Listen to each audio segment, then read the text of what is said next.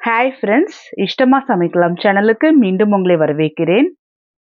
இன்னைக்கு எல்லாருக்குமே ரொம்ப பிடிச்சமான பானிபூரி ரெசிபி வீட்டிலேயே எப்படி செய்யறதுன்னு தான் பார்க்க போறோம். ரொம்ப சுலபமாகவும் வீட்டில் இருக்கிற இன்க்ரீடியன்ட்ஸ் வச்சு ரொம்ப ஈஸியாகவும் ருசியாகவும் செஞ்சிடலாம். கடையில் போய் வாங்கி சாப்பிடும்போது கொஞ்சம் தான் சாப்பிட முடியும். வீட்டில் செஞ்சு சாப்பிட்டோம் அப்படின்னா எவ்வளோ வேணுமோ ஆசை தீர சாப்பிட்டுக்கலாம். இது வரைக்கும் இஷ்டமா சமைக்கலாம் சேனலை சப்ஸ்கிரைப் பண்ணிக்கலனா சப்ஸ்கிரைப் பண்ணிக்கோங்க.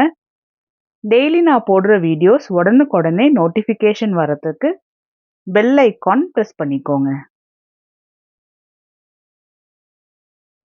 பேன் கொஞ்சமாக சூடான உடனே 3 டேபிள் ஸ்பூன் அளவுக்கு எண்ணெய் ஊற்றிடலாம். எண்ணெய் சூடான உடனே 1 டீஸ்பூன் ஜீரகம், சின்ன சின்னதாக கட் பண்ணி வச்சிருக்கிற 3 வெங்காயம். வெங்காயத்தை எண்ணெயிலேயே சேர்த்து நல்லா வறுத்து எடுத்துக்கணும். வெங்காயம் கோல்டன் ப்ரௌன் கலர் அளவுக்கு ஆகணுங்கிற அவசியம் இல்லை.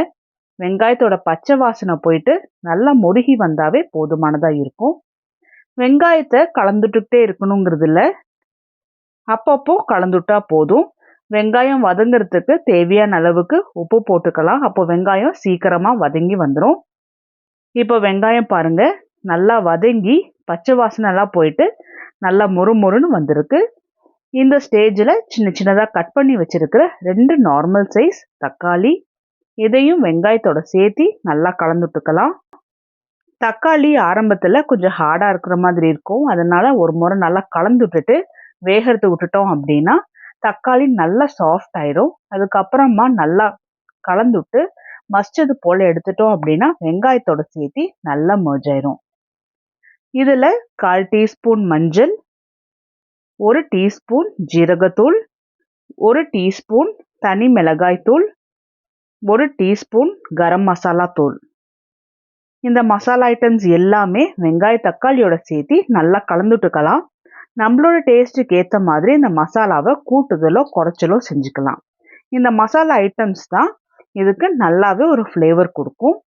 இதில் நான் 3 நார்மல் சைஸ் உருளைக்கிழங்க உப்பு போட்டு வேக வச்சுருக்கேன், நல்லா மசிச்சும் வச்சுருக்கேன். அதை வெங்காய தக்காளியோட சேர்த்து நல்லா கலந்துட்டுறணும். நல்லா மசாலா உருளைக்கிழங்கோட எல்லா பக்கமும் நல்லா கோட்டாயிருக்கணும். உருளைக்கிழங்கும் நல்லா மசிஞ்சது போல் இருக்கணும். அவ்வளோதான். இதை ஒரு பக்கமாக ஆற வச்சிடலாம். இன்னொரு பேனில் 1/2 கப் புளி தண்ணி ஊற்றிடலாம். நான் ஒரு எலுமிச்சை சைஸ் புளியை சுடு தண்ணியில் 1/2 மணி நேரம் ஊற வச்சுட்டு வடித்து எடுத்து வச்சுருக்கேன். இதில் இனிப்பு தன்மைக்காக 7 டேட்ஸ் சேர்த்திக்கலாம்.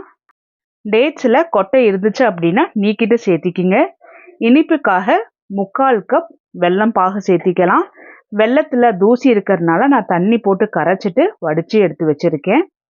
கொஞ்சமாக காரத்தன்மைக்காக 1/4 டீஸ்பூன் தனி மிளகாய் தூள், கொஞ்சமாக உப்பு, 1/4 டீஸ்பூனோட கொஞ்சம் குறைவாக உப்பு போட்டாவே போதுமானதாக இருக்கும். ரொம்ப உப்பு சேர்த்த வேண்டாம். இப்போ இது எல்லாத்தையுமே நல்லா கலந்துட்டுடலாம். இது நல்ல ஒரு உப்பு இனிப்பு டேஸ்ட்டில் நல்லா சூப்பராக இருக்கும். ஸ்வீட் சட்னின்னு சொல்லுவாங்க. 15 இருந்து 20 நிமிஷம் ஃப்ளேமை ஆனில் வச்சு நல்லா வேக வச்சு எடுத்துக்கலாம். 20 நிமிஷத்துக்கு அப்புறம் பார்த்தோம்னா ஸ்வீட் சட்னி நல்ல ஒரு கெட்டித்தன்மை கொடுக்கும். டேட்ஸுமே பார்த்தோம்னா நல்லா வெந்து சாஃப்டாக இருக்கும். இதை நல்லா முழுமையாக ஆற வச்சுருவோம். ஆறின பிறகு மிக்ஸி ஜாரில் போட்டு நல்ல ஒரு பேஸ்ட் கன்சிஸ்டன்சி போல் அரைச்சி எடுத்துக்கணும். இந்த டைமில் உப்பு எல்லாம் சரியாக இருக்குமான்னு செக் பண்ணிக்க வேண்டாம். அரைச்சி எடுத்துகிட்டு வந்துடுவோம்.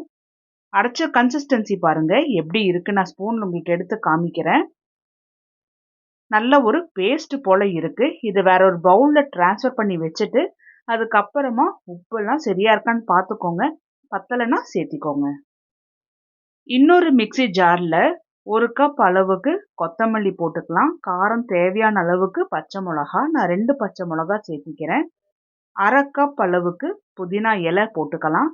நீங்கள் விருப்பப்பட்டால் இன்னும் கொஞ்சம் புதினா இலை சேர்த்தி போட்டுக்கலாம்.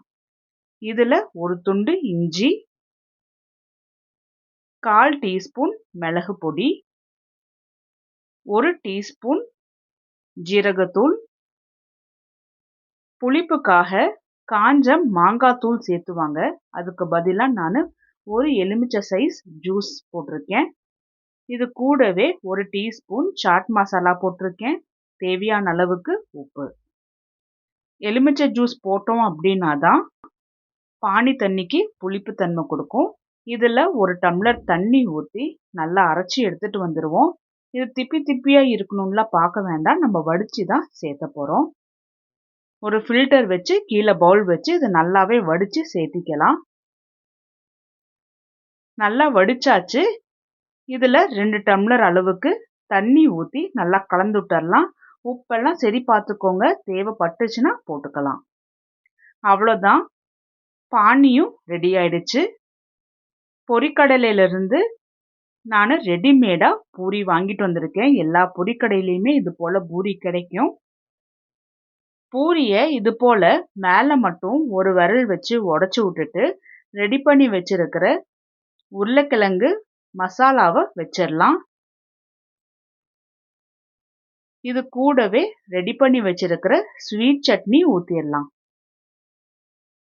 சர்வ் பண்ணுறதுக்கு முன்னாடியே இதை போட்டு வச்சிட்டோம் அப்படின்னா ஒரு டம்ளரில் பானி ஊற்றி கொடுத்துட்டோம் அப்படின்னா சாப்பிடும்போது பானியை ஊற்றி ஊற்றி சாப்பிட்டுக்குவாங்க.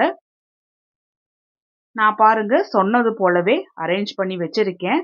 பூரிக்குள்ள உருளைக்கிழங்கும் ஸ்வீட் சட்னியும் போட்டு வைக்கிறேன். நீங்களும் நான் இந்த வீடியோவில் சொன்னது போலவே பானிபூரி வீட்டிலேயே செஞ்சு பார்த்துட்டு எப்படி வந்துச்சுன்னு எனக்கு கமெண்ட் பண்ணுங்க. டேஸ்ட்டும் எப்படி இருந்துச்சுன்னு சொல்லுங்க.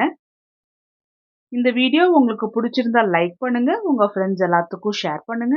இஷ்டமா சமைக்கலாம் சேனலுக்கு சப்ஸ்கிரைப் பண்ணுங்க.